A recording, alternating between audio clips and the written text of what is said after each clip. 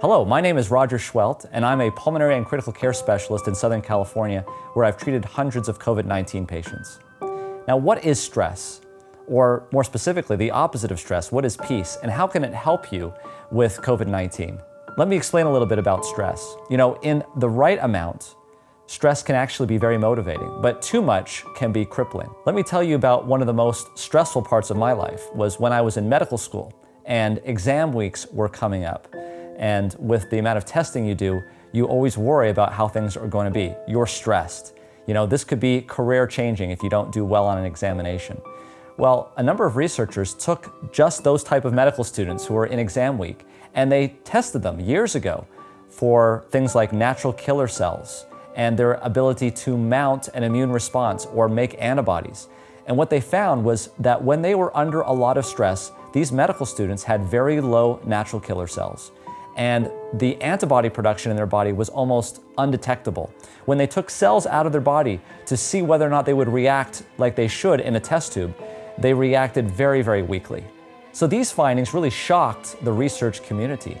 And so 300 studies later, and what we now know today is that stress, whether it's just for a few days or for a few months or even for a few years, can be detrimental and bring down your immune system. And it seems as though this is even more pronounced in people who are sick and who are elderly.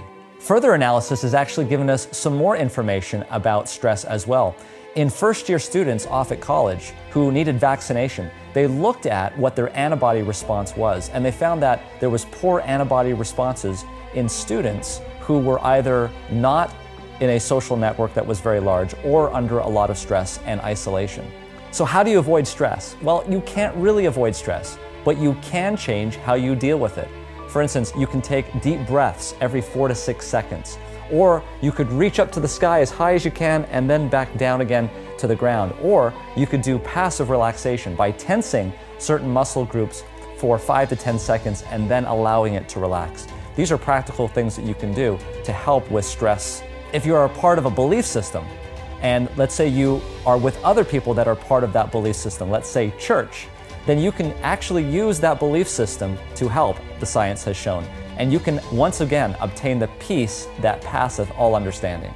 Now, during a pandemic experience, it's very difficult to kind of get those networks that we need to help us deal with that kind of stress.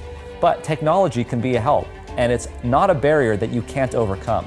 So make it a point every day to get together and network with your acquaintances, as you'll both get a benefit out of this. Here we see practical and simple methods that we can use along with advanced medical technology to help enhance our God-given immune system. We are fearfully and wonderfully made. God has given us these ideas to protect us from harm, learn to stay connected, and keep a faith system, and teach it to others so that we can hopefully prevent disease and hospitalization. It just might help you or someone you love from COVID-19.